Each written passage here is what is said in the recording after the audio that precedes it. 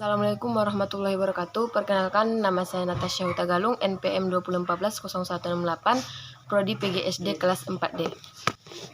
Mata kuliah, belajar dan pembelajaran. Dosen pengampu, Ibu Repipa Sapitri, SPD, MPD. Di sini saya akan mempresentasikan makalah saya atas judul Belajar dan Pembelajaran. Pengertian A. Pengertian model pembelajaran tematik. Model pembelajaran adalah acuan pembelajaran yang dilaksanakan berdasarkan pola-pola pembelajaran secara sistematis. Model pembelajaran tersusun atas beberapa komponen, yaitu fokus, sintaks, sistem sosial, dan sistem pendukung. Model pembelajaran memiliki sejumlah karakteristik sebagai berikut. Yang pertama, berdasarkan teori pendidikan dan teori belajar dan para ahli tertentu. Kedua, memiliki misi atau tujuan pendidikan tertentu. Yang ketiga, dapat dijadikan pedoman untuk perbaikan proses belajar mengajar di kelas. Keempat, memiliki bagian-bagian model yang dinamakan urutan langkah-langkah pembelajaran. Adanya prinsip-prinsip, reaksi, sistem sosial, dan sistem pendukung.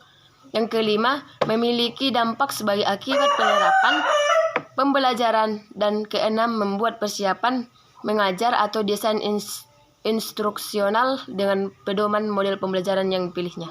Model pembelajaran juga merupakan cara yang dilakukan guru dalam melaksanakan suatu pembelajaran agar konsep yang disajikan dapat dipahami oleh peserta didik.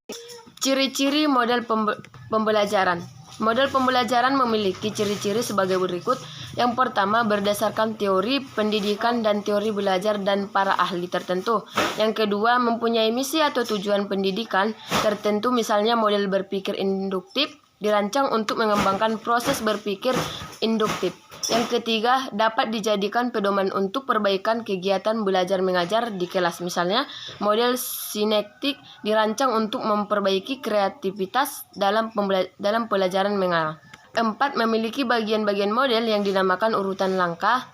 Yang pertama, urutan langkah-langkah pembelajaran. Yang kedua, adanya prinsip-prinsip reaksi. Yang ketiga, sistem sosial. Dan keempat, sistem pendukung. Keempat bagian tersebut merupakan pedoman praktis bila guru melaksanakan suatu model pembelajaran. 5. Memiliki dampak sebagai akibat terapan model pembelajaran. Dampak tersebut meliputi yang pertama, dampak pembelajaran, yaitu belajar yang dapat diukur. Yang kedua, dampak pengiring, yaitu hasil belajar jangka panjang. Yang keenam, membuat persiapan mengajar atau desain instruksional dengan pedoman model pembelajaran yang dipilihnya. Macam-macam model pembelajaran. Adapun berbagai model-model pembelajaran yang sangat populer dalam kurikulum 2013 sehingga mampu diterapkan pada pembelajaran tematik di SD MI dengan tujuan menuntun peserta didik bisa berpikir tingkat tinggi atau HOTS sebagai berikut. Yang pertama, model pembelajaran Discovery Learning atau DL.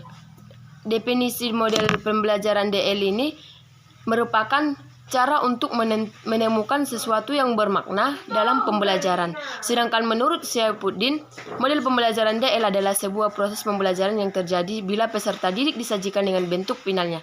Tetapi melalui proses menemukan, peserta didik diharapkan mengorganisasi sendiri pengalaman belajarnya. Langkah-langkah dari model pembelajaran DL ini, yang pertama, stimulation atau pemberian rangsangan. Yang kedua, problem statements atau identifikasi masalah. Yang ketiga, data collection atau pengumpulan data. Yang keempat, data processing atau pengolahan data. Yang kelima, verification atau pembuktian. Yang keenam, generalization atau menarik kesimpulan. Yang kedua, model pembelajaran problem atau based learning atau PBL. Definisi model pembelajaran PBL. Levin mengutarakan bahwa BPL merupakan model pembelajaran yang mendorong peserta didik untuk menerapkan pemikiran kritis, kemampuan memecahkan masalah, dan pengetahuan konten untuk masalah dunia nyata dan isu-isu. Menurut Burroughs atau PBL adalah kurikulum dan proses. Rancangan kurikulum menuntut peserta didik mendapatkan pengetahuan yang penting, membuat mereka mahir dalam menyelesaikan masalah. Penting membuat mereka mahir dan menyelesaikan masalah. Sedangkan Tan menyatakan bahwa PBL merupakan inovasi dalam pembelajaran karena dalam BPL, kemampuan berpikir peserta didik betul-betul dioptimalisasikan melalui proses kerja kelompok atau tim yang sistematis. Dari beberapa pendapat di atas, maka dapat disimpulkan bahwa model pembelajaran PBL merupakan cara yang dilakukan guru untuk mengajak peserta didik dalam menelusuri suatu permasalahan yang diperoleh dari dunia nyata ataupun dunia maya berdasarkan materi yang dibahas. 3. Model pembelajaran Inquiry Based Learning atau IBL. Menurut Soimin, model pembelajaran IBL merupakan salah satu model yang dapat mendorong peserta didik untuk aktif kuliah dalam pembelajaran.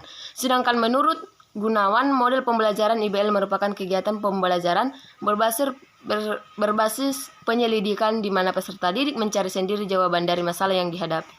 4. Model pembelajaran Project Based Learning atau PJBL.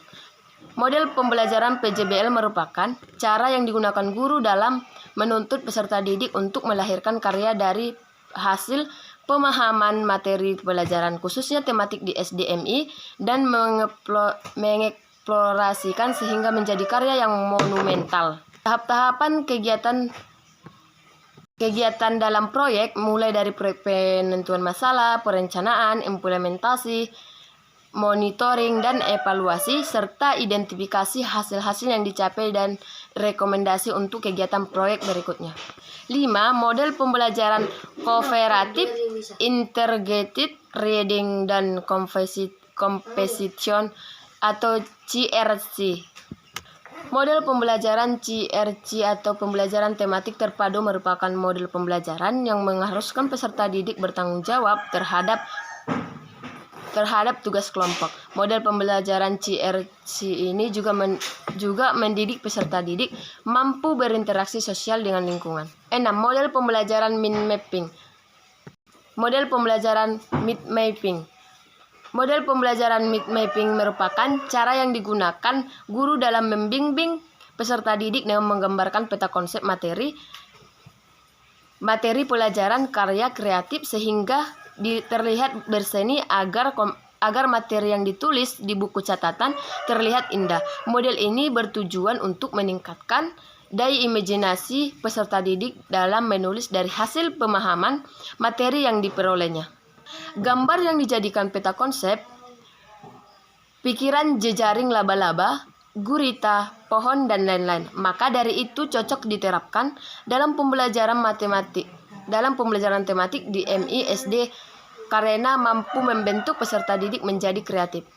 7. Model pembelajaran kuantum. Definisi model pembelajaran kuantum ini merupakan cara yang dilakukan guru untuk menggabungkan berbagai unsur dalam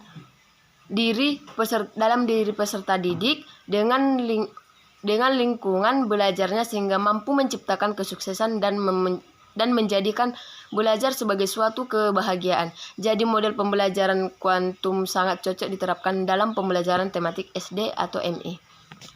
Sekian hasil presentasi saya. Jika ada kurang lebihnya saya mohon maaf. Saya akhiri, wabillahi taufik wal hidayah. Wassalamualaikum warahmatullahi wabarakatuh.